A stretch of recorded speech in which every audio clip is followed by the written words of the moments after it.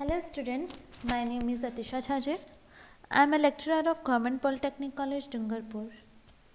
आज हम theory of machine ME204 का unit number 5 transmission of power का 9th पार्ट स्टार्ट कर रहे हैं।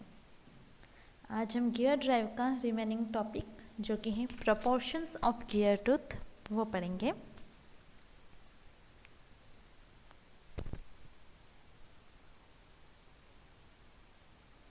ये डायग्राम है चालक और चलित गियर का। चालक गियर वह होता है जो ड्राइव करता है, चलित गियर वो होता है जो ड्राइविंग गियर से ड्राइव होता है। ठीक है, तो यहाँ पर हमें दो टाइप के गियर्स दिख रहे हैं। यहाँ पे जो फर्स्ट गियर जो है वो है चालक गियर और सेकंड है यहाँ पे चलित गियर। तो इसे बोलेंगे ड्राइवर और ये हो गया ड्रिवन। अब इसमें क्या हो रहा है, ये जो ड्राइविंग गियर है ये यहाँ पे एक शाफ्ट से कनेक्टेड है। ठीक है, तो ये शाफ्ट के घूमने से ये गियर भी रोटेट कर रहा है। ये गियर और फर्स्ट गियर और सेकंड गियर आपस में कनेक्टेड है। तो if the first gear rotate in the clockwise direction, then second gear that is attached from the first gear will start rotating in the anti-clockwise direction. Okay? अगर ये clockwise घूम रहा है तो ये anti-clockwise घूमने लग जाएगा with the same peripheral velocity. ठीक है, इनका जो परिधीय वेग है वो समान रहेगा दोनों का। ठीक है, ये इस डायरेक्शन में घुमा तो ये इस डायरेक्शन में घूमना स्टार्ट हो जाएगा। इस गियर के घूमने के कारण इसके अंदर जो ये शाफ्ट है वो भी रोटेट होना स्टार्ट कर देगी in the same direction as of the gear to rotatory direction. ठीक है, तो यहाँ पे क्या हुआ, इस शाफ्ट के घूमने से, इस शाफ्ट के क्लॉकवाइज रोटेट करने से सेम स्पीड पे ये शाफ्ट एंटी क्लॉकवाइज रोटेट करने लग गई। ठीक है, तो ये है चालक और चलित गियर के बीच का एक डायग्राम। ठीक है, यहाँ पे इसका एक क्रॉस सेक्शन दिखाया गया है। ठीक है, यहाँ पे ये फर्स्ट और ये सेकंड गियर यहाँ पे आपको दिख रहा है, ये शाफ्ट यहाँ पे कनेक्टेड है। जिस पेरिफेरल वेलोसिटी से फर्स्ट गियर घूम रहा है उसी पेरिफेरल वेलोसिटी से सेकंड गियर भी रोटेट करता है। तो अब आज जो हमारा टॉपिक है वो है गियर दांतों के अनुपात, जिसे बोलते हैं प्रोपोर्शंस ऑफ गियर टूथ। तो हम उसके बारे में पढ़ते हैं। ठीक है, गियर रेशियो जिसे बोलते हैं गियर अनुपात। ठीक है, गियर अनुपात क्या होता है, गियर अनुपात रेशियो होता है ड्राइविंग गियर पर दांतों की संख्या डिवाइडेड बाय ड्रिवन गियर पर दांतों की संख्या।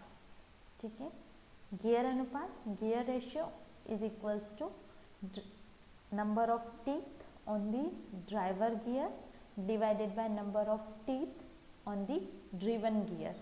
ठीक है, is equals to capital R divided by small r। ठीक है, क्योंकि जो ये टीथ हैं ये डायरेक्टली प्रोपोर्शनल होते हैं रेडियस के।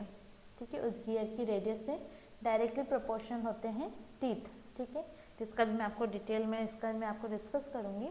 ठीक है, तो गियर अनुपात, गियर रेशियो गया capital T divided by small t is equals to capital R divide by small r। ठीक है, ये बेसिक फॉर्मूला है गियर रेशियो का। यहाँ पर कैपिटल T है गियर पर दांतों की संख्या। ठीक है, यहाँ पर जो हमें ये जो गियर दिखाया गया था जो ड्राइविंग गियर है इसे हम गियर बोलते हैं और ये छोटे वाले को हम मानते हैं ये पिनियन है। ठीक है, तो ड्राइवर गियर को माना है गियर जिस पर दांतों की संख्या है कैपिटल T, और ड्रिवन गियर को माना है पिनियन जिस पर दांतों की संख्या है स्मॉल t। ठीक है, फिर एक फॉर्मूला आता है रेडियस का। किसी गियर की रेडियस जो है वो डिपेंड करती है नंबर ऑफ टीथ पे और मॉड्यूल पे। ठीक है, तो जो पिनियन है, पिनियन की पिच वृत्त त्रिज्या, ठीक है, उसका फॉर्मूला होता है mt डिवाइडेड बाय 2। ठीक है, m है इसका मॉड्यूल, t है पिनियन पर दांतों की संख्या डिवाइडेड बाय 2। ठीक है, ये फॉर्मूला है, इम्पोर्टेंट फॉर्मूला है। तो उसी तरह कैपिटल आर का भी यही फॉर्मूला हो जाता है M capital T divided by 2। ठीक है, तो हम यहाँ देख सकते हैं दोनों का अगर मॉड्यूल सेम है 2 आ रहा है तो हम क्या देख सकते हैं R is directly proportional to small t. ठीक है, यानी कि रेडियस टीथ के ऊपर डायरेक्टली डिपेंड कर रही है भी। ठीक है, तो उसे इसी वजह से यहाँ पर ये जो फॉर्मूला जो आया है वो इसी वजह से आया है। ठीक है, तो यहाँ पे हमें आ गया small r is equals to M T divided by 2 और capital R is equals to gear वृत्त की त्रिज्या। ठीक है, जो बड़ा वाला जो गियर है, जो ड्राइविंग गियर है, उसके वृत्त की जो त्रिज्या है वो है कैपिटल आर। ठीक है, तो चित्र में चालक और चलित शाफ्ट पर एक एक गियर प्रदर्शित किया गया है। चालक और चलित शाफ्ट पर लगे गियर को क्रमशः चालक गियर और चलित गियर कहते हैं। ठीक है, ये मैंने आपको समझा दिया है। एक है ड्राइविंग शाफ्ट और एक है ड्रिवन शाफ्ट। ड्राइविंग और ड्रिवन शाफ्ट दोनों शाफ्ट पर एक एक गियर लगा हुआ है। जो गियर ड्राइविंग शाफ्ट पर है उसे बोलते हैं ड्राइविंग गियर और जो गियर ड्रिवन शाफ्ट पर है उसे बोलते हैं ड्रिवन गियर। ठीक है, यदि चालक और चलित गियर के बीच वृत्त व्यास क्रमशः D1 और D2 है एवं चक्कर प्रति मिनट क्रमशः N1 व N2 हो तो शक्ति संचरण के लिए दोनों गियर का परिधीय वेग समान होना चाहिए। जो कि मैंने आपको बताया कि इन दोनों गियर्स की जो पेरिफेरल वेलोसिटी होगी वो इक्वल होगी। ठीक है, और हम मानते हैं जो ड्राइविंग गियर है उसका जो डायमीटर है वो है D1 और वो जिस स्पीड पे रोटेट कर रहा है रोटेशन पर मिनट वो है N1। ठीक है, उसी तरह जो ड्रिवन गियर है उसका डायमीटर है D2 और वो जिस स्पीड से रोटेशन कर रहा है so rotation per minute is equals to N2 for the pinion gear. ठीक है, तो हमें दोनों गियर्स का डायमीटर पता है और ये दोनों किस स्पीड से रोटेट कर रहे हैं वो भी हमें पता है। ठीक है, तो हम जानते हैं पेरिफेरल वेलोसिटी का फॉर्मूला होता है pi D N divided by 60। ठीक है, पेरिफेरल वेलोसिटी का फॉर्मूला होता है pi D N divided by 60। Divided by 60 तब लेते हैं जब रोटेशन पर मिनट लेना हो। ठीक है, तो यहाँ पे डिवाइडेड बाय 60 दोनों में है तो ये कैंसिल हो गया, बचा क्या pi D1 N1 is equals to pi D2 N2। ठीक है, यानी कि दोनों की जो पेरिफेरल वेलोसिटी वो इक्वल होनी चाहिए। डिवाइड बाय 60 था वो कैंसिल हो गया, इधर से पाई भी कैंसिल हो जाएगा, बचेगा क्या D1 N1 is equals to D2 N2। ठीक है, अब मैं क्या कर रही हूँ इस N1 को ले जा रही हूँ नीचे और इधर से D2 को ले जा रही हूँ नीचे।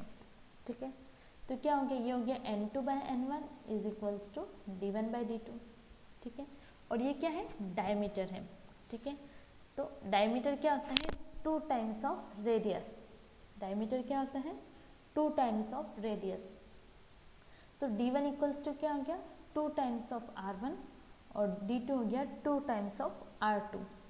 ठीक है, तो 2 से 2 दोनों कैंसिल हो गया, बचा क्या R1 डिवाइडेड बाय R2 और ये मैंने आपको ऑलरेडी बता दिया R1 divided by R2 is equals to T1 divided by T2। ठीक है, क्योंकि जो रेडियस है वो डायरेक्टली प्रोपोर्शनल होती है नंबर ऑफ टीथ के।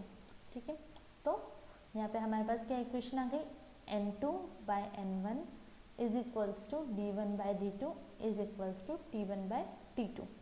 ठीक है, फिर पावर का फॉर्मूला होता है पाई D बाय T।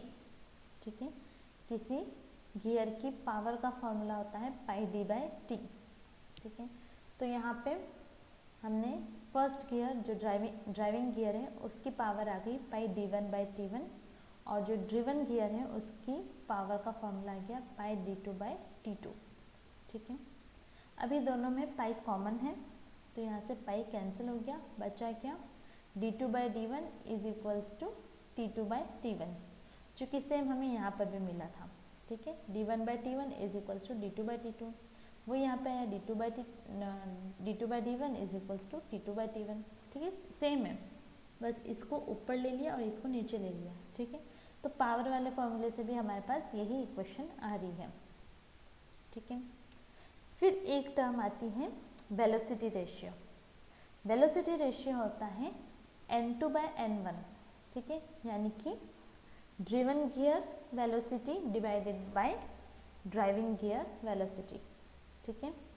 तो इसमें ये है चलित गियर और ये है चालक गियर, ठीक है, इनकी वेलोसिटी रोटेशनल वेलोसिटी, ठीक है।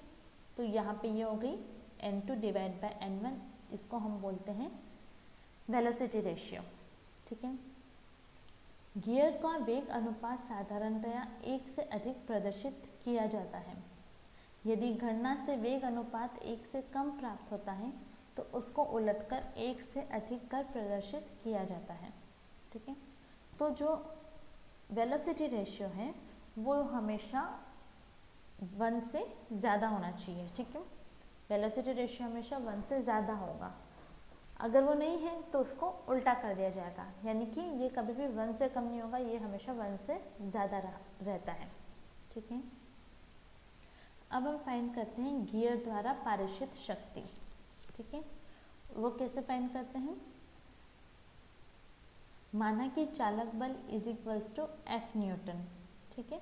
जो चालक बल है यानी ड्राइविंग गियर का जो फोर्स लग रहा है वो माना कि वो फोर्स लगा रहा है F, ठीक है।